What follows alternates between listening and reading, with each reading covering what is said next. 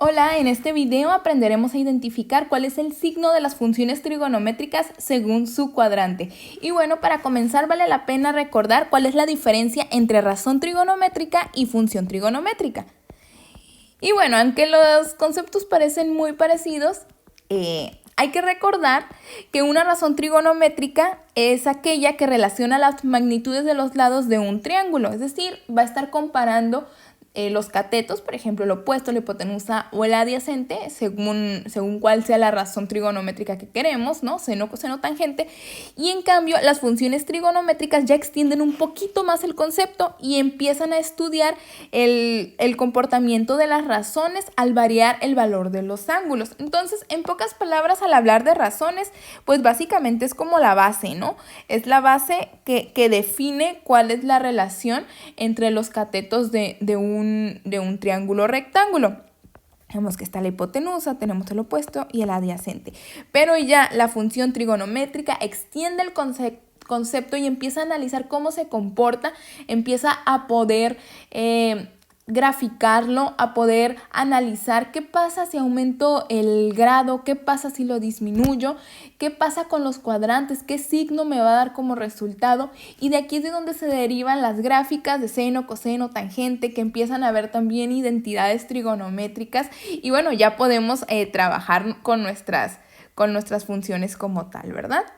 Y bueno, dicho lo anterior, bueno, no hay que revolver mucho el concepto porque recuerden, una razón pues siempre va a ir de la mano de la función, ¿no? Y viceversa. Entonces solo con identificar el trasfondo. Pero bueno, de esto, pues el objetivo de este video es identificar cuál va a ser el signo por cuadrante ya en una gráfica, ¿no? De las funciones trigonométricas. Primero utilizamos la circunferencia y decimos, bueno, pues sabemos que mide 360 grados en total.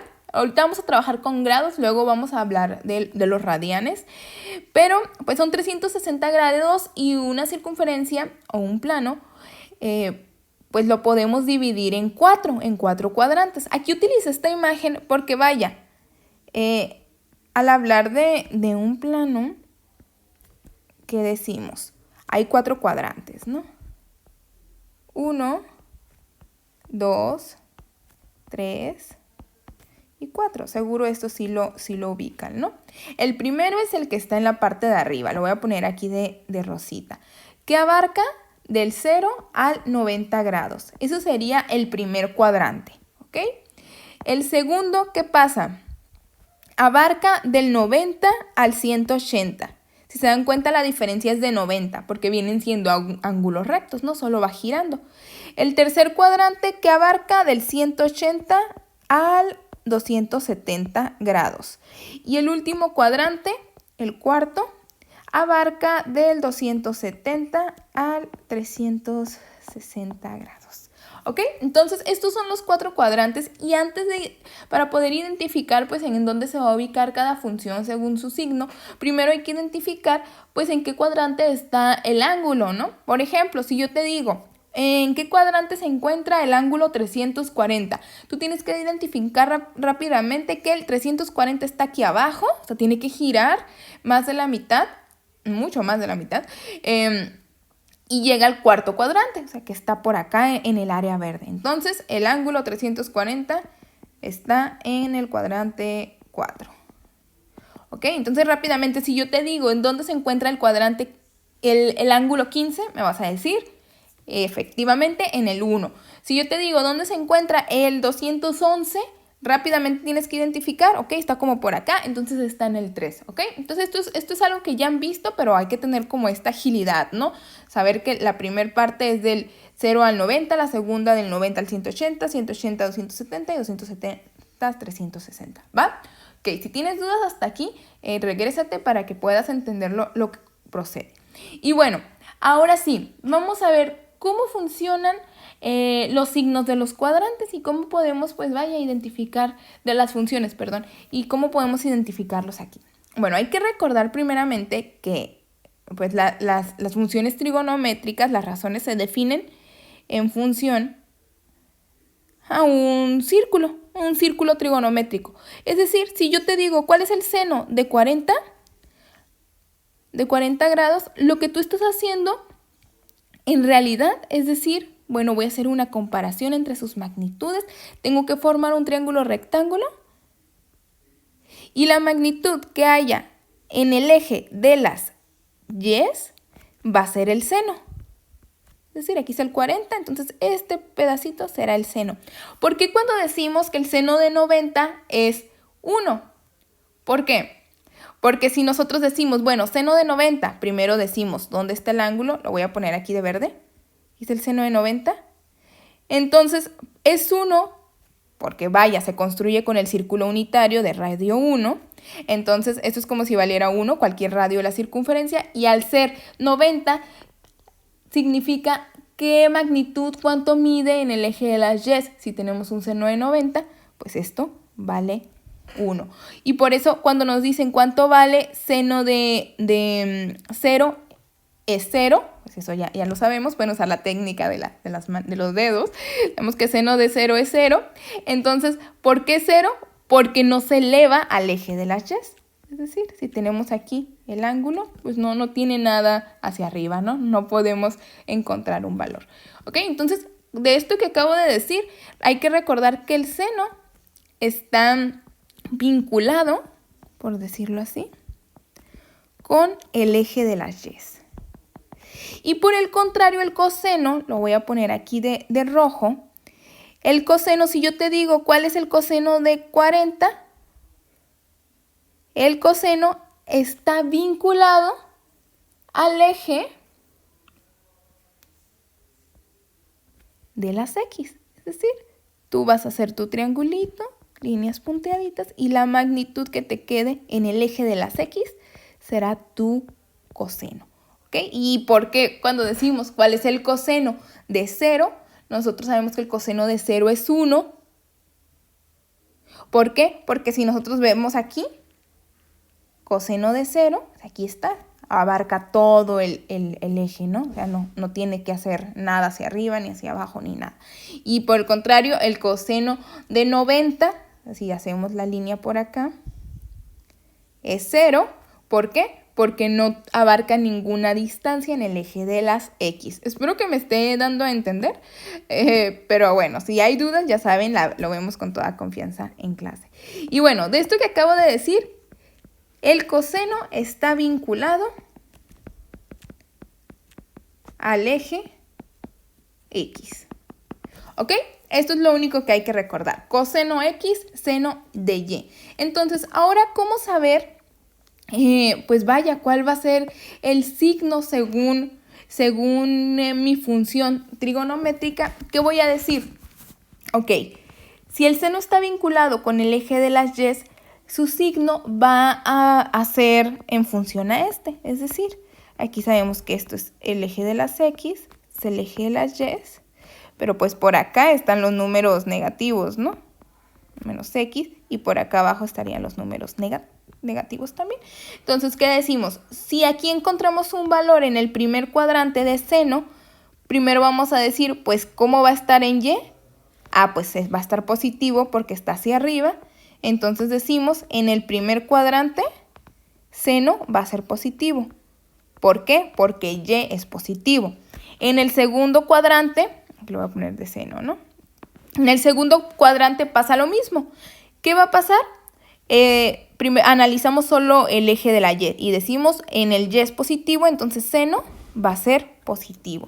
Ahora nos vamos al tercer cuadrante. Aquí ya varía, porque en el tercer cuadrante el eje de las Y's es negativo, es decir, está hacia abajo. Por ello, seno va a ser negativo, ¿okay? Porque Y es negativo. Y en el cuarto cuadrante también, ¿por qué? Porque Y es negativo. ¿Ok? Espero que quede más o menos claro. Esto es para el seno, ¿ok?